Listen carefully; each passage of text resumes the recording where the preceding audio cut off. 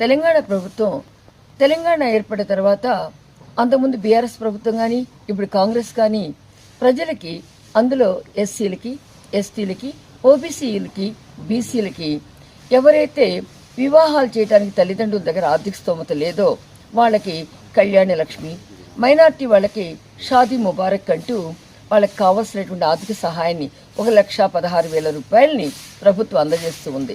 కానీ గత 2-3 నెలల నుంచి అన్ని డివిజన్లో కూడా ఈ యొక్క కళ్యాణ లక్ష్మి దరఖాస్తులు, షాదీ ముబారక్ దరఖాస్తులు చాలా పెండింగ్లో ఉన్నాయి.